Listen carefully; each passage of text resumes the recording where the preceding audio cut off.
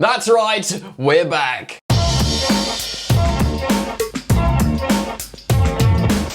What's going on, friends, and welcome on back to Football Therapy with me, your host Jan. I do hope you're doing well, friend. As always, I really do hope that. And welcome back to Chelsea News, of course. That's right, the daily series here on the channel where I reflect on what's been said about Chelsea, giving you my thoughts on it, but more importantly, as always, asking for yours. Now, there's a bunch of stuff going on at the moment at Chelsea. We're sort of wriggling way through some worrying form, I'd say, and there's a lot of questions being asked. Well, hopefully we can answer a couple in today's video and offer some sort of good news as well in regards to a couple of Brazilians. There's huge talks about Mark Yu, Tyreek George starting at striker. There's loads of rumours going around about who Chelsea might try and sign in January, possibly another striker, which to me sounds a bit peculiar because by then Liam Delap should have returned. Will he be in form? Will he be ready to play for Maresca? Is Maresca under pressure? We're going to get into all of that today. So thank you for joining me. Strap yourselves in. If you do enjoy the content, let me know. Drop a like. And of course, you're welcome to subscribe if you want to.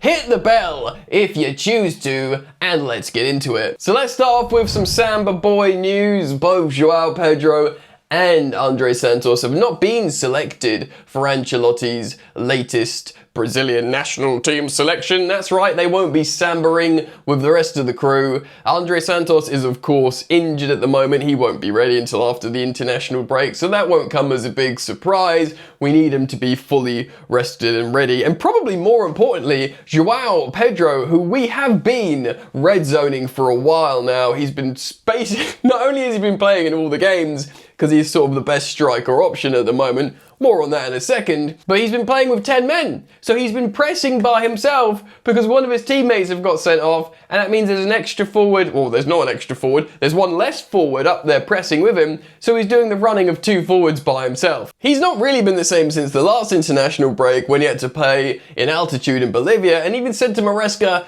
look man, chill, I need to not play for a bit, but Maresca had to keep playing him, or he played Tyreek George, which I think's probably a good time to start speaking about that. But quickly, this is good news. This means both Andre and Joao Pedro can be rested for the return of Chelsea after this next international break. There's so many international breaks. When are they going to stop? It's every season, I think. There's like 3 in quick succession. And every season, it's just painful, you know? We want club football, provided Chelsea are winning. So before we talk about Enzo Maresca's position at Chelsea, let's speak about the striker situation.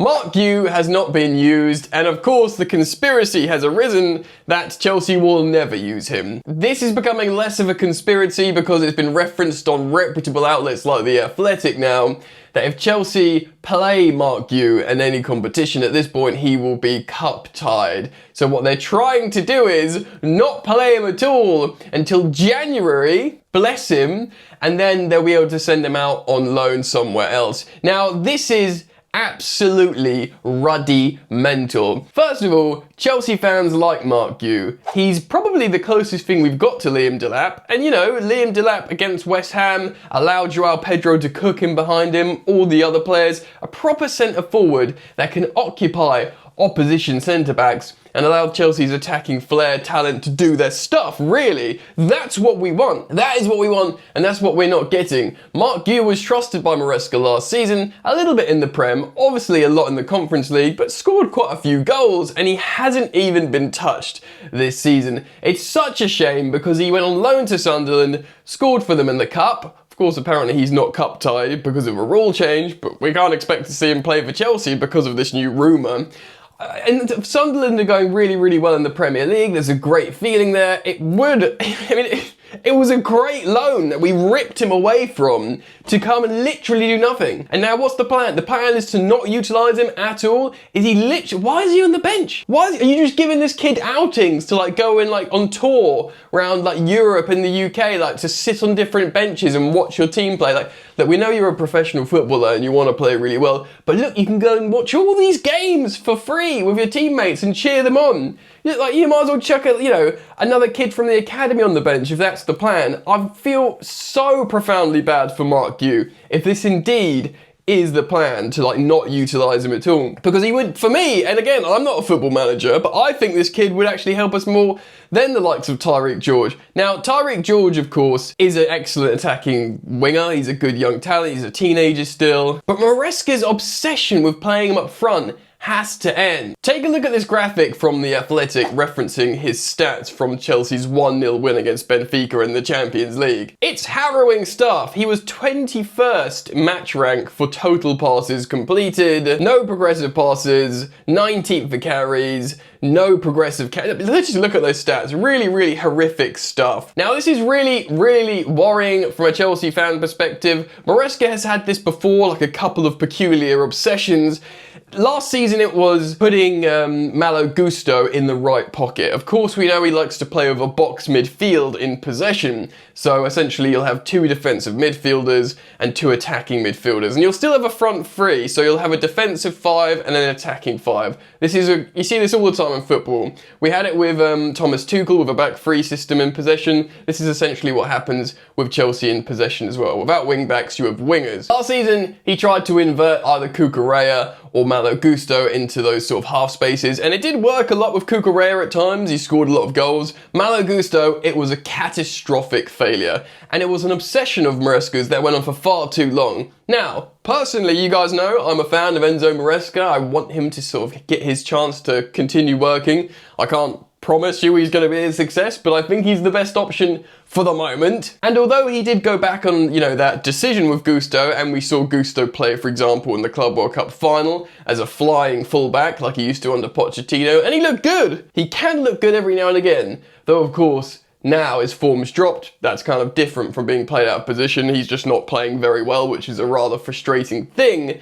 But that was last season's obsession with Maresca, and now it's of course playing Tyreek George as a centre forward. I've got no idea why he's doing it. He probably thinks he's quite a good finisher, and he's tall.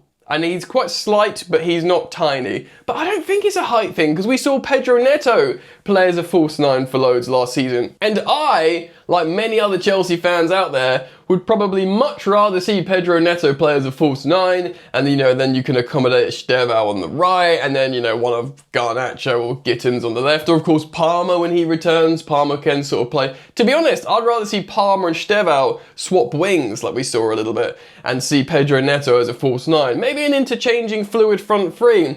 I really don't want to see Tyreek George up there. Not that I've got an issue with the player, but just to see him play out of position is hurting my heart. And the fact that this whole Mark Hughes story, who would play up there really well, who's told him, recall him? Did he literally get through the door? And we went, oh God, what do we do? Actually, we made a mistake. To what? Do you want to send him out to another club? Because Sunderland look like the perfect... I don't know, man. I'm losing my mind over it. Let me know what you think down in the comment section about this. Also, when we've got a kid like Shimweka, 17 years old, captaining the under-21s, he's already got 2 hat-tricks this season. I think he got a hat-trick and an assist against Benfica in the under-21s game. Like, he is absolutely ripping it up. I know you want him to continue what he's doing well in that sort of level, but yeah, maybe just use Shim. I don't know. This whole thing's silly with the strikers. One more thing on strikers before we move on. So there's loads of rumours that Chelsea will do business again in the January transfer window. I mean, we're in October. It will be the winter transfer window, before you know it. This is how football works. Everything creeps up on you very quickly. Apparently Chelsea are looking to get someone in. Maybe that's because Maresca's seen Joao Pedro more and more, really likes him, but wants to play him as a non-striker, which, what does that leave you with? Well, if you're saying Guew away, it leaves you with Liam Delap, who of course is injured, needs to heal from his injury, and then find form again, and it's still just, we're suddenly short on strikers again. It's such a peculiar, cyclical situation at Chelsea. Oh, they've got way too many strikers. Oh wait, we've got no strikers. Oh, but we've bought loads. We've got loads of strikers again. Oh no, but then we've got no strikers. It's like a peculiar story that keeps going round and round. Of course, Omega arrives next summer, and he looks apparently going to be the Jackson replacement. By all accounts, the story of Nicholas Jackson at Chelsea is done. Even if we don't get all the money we wanted for him next summer, we will still make a handsome profit on the player. He will be sold. He will be. He's done at Chelsea. Apparently, Maresca got quite frustrated with him towards the end. So that's kind of fine. Omega's going to join, but Chelsea is still potentially looking for a striker, and the January transfer stories are coming out already. There's the likes of Dujon Dusan Vlahovic. So he's a weird one, Vlahovic. Juventus have been trying to sell him for a long time, which is, of course, in itself a huge red flag. They've obviously signed Jonathan David now, who's a really good centre forward. Vlahovic, his contract expires in the summer. Now, is this more opportunism from Chelsea? Oh, Mike Maignan situation. Of course, in January, if they can get any money for the Serbian striker, they will try and do it. He's being linked with the likes of Man United as well as Chelsea. He's been linked with us loads. In fact, he's been linked with loads of high-profile clubs historically, and it's coming around again.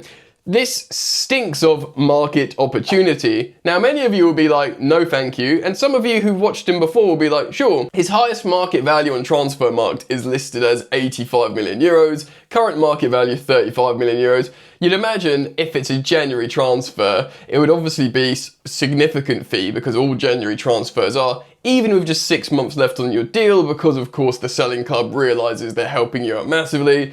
What would he be? What, 20 million maybe? To be fair, in 2 starts in Serie A this season, he scored 2 goals, and he scored 2 Champions League goals in 35 minutes. 2 appearances off the bench, 35 minutes, 2 goals.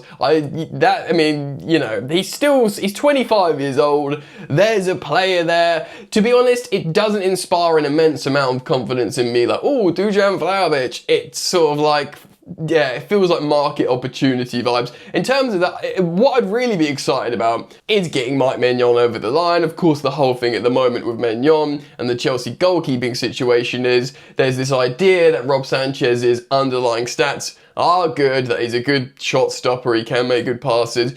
But of course, like I always say, that will always all be undermined when you do silly dumb mistakes like chucking them in your own net or getting red cards. He's too old to iron this out of his game, in my opinion. I'd be much more excited to sign Mike Maignan. But of course, we're waiting to see what happens with the youngster Penders at Strasbourg, because he might have an absolutely world-beating season and then look ready for Chelsea next summer. And then, what's the point in signing Mike Maignan, giving him big wages, if you want to put this kid in who you believe's the truth for the next 10 years and get him going. And remember, this is what the sporting directors at Chelsea do. They want to create this dynasty sort of young group and then have them sort of develop over time. And yes, you could say we've got a few. We've got, Caicedo, Fernandes, Palmer, Levi Colwill. I guess you had Estevao, he looks like he's ready. Andre Santos and Joao Pedro you could add. They could say in Lavia, they really do like Lavia, it's just injury. And even, Fofana, who's young, same deal, injuries. But they could say, all right, these guys are part of the dynasty squad to sort of develop together. And the rest can sort of come and go, and if they're good enough, whatever, So the whole, Penders could be part of that. But, for example, trying to buy a panicked market opportunity signing like Dusan Vlahovic in January wouldn't get me too excited. Maybe you'd feel positive about that, so I don't know. Let me know in the comment section below. And let's move on. Right then, so let's speak about Enzo Maresca. Kieran Gill of the Mail has been speaking about him, confirming about the 2-year review. It's come back again, the 2-year review. We've seen it all around football. So of course, Maresca enjoyed what can only be described ultimately as a very good first season. In the end, turbulence, but of course he brought back trophies to Stamford Bridge. He qualified for the top 4 of a very young team, the youngest team in history, yada, yada, yada. It was good. But there have been telling concerning signs throughout, and perhaps some again this season. Now, it's not necessarily his fault that his players keep getting sent off, though he is in charge of them. And despite them being very youthful, you need to be like, stop getting sent off. But of course, it's been reiterated, it's been briefed to journalists. The plan remains the same. What's that plan, Yannick? Well, it's the 2-year review. They signed him on a 5-year contract, and they want to completely evaluate. They're big data guys. They love their data. They want to completely evaluate him on hold 2 years body of evidence. And of course, because the Club World Cup was sandwiched in between, they want to take that into account, how this is not normal circumstance. This happens every 4 years. We don't even know if we're going to qualify for the next one, so it might be like an 8-year gap, So it's not normal. They want to take that into account, look at the medical records, look at, how certain players have been red zoning and got injured. That's not Maresca's fault. They were flying around, USA in the summer. They want to evaluate everything and wait for the entirety of the 2 years before before judging the Italian manager on whether he's the guy to continue working for Chelsea. I do wonder as well, you know, certain managers, if they get sacked early in their contract, they get bigger payouts. Like maybe he's got a thing where he signed with Chelsea, here's your 5 years, you're going to get this wages, if you get bonuses if you win, but if we sack you before the first 2 years, you get a massive payout. After that, once we've evaluated your performance, maybe that's reduced. I'm speculating here, I'm guessing if there's sort of terms in the contract like that. But he's safe for now. That's what the streets are saying. Anyway, guys, let me know what you think. Leave your comments down below. Thank you for joining me as always. Thank you for liking and subscribing to Football Therapy, and I hope to see you back here soon. Peace. You ain't so tough with that bad boy tuck. I'ma get it how I'm living, I'ma walk the walk. Outline my lines, I rap through thought. Body bag the verse, outlined in chalk. In my life seen trouble, hustle on the double. Silence on the trigger like my pick got a muzzle. Yo, chick like to guzzle, bad boy stay in trouble. I only love this paper, sorry I don't. I laugh me, baby.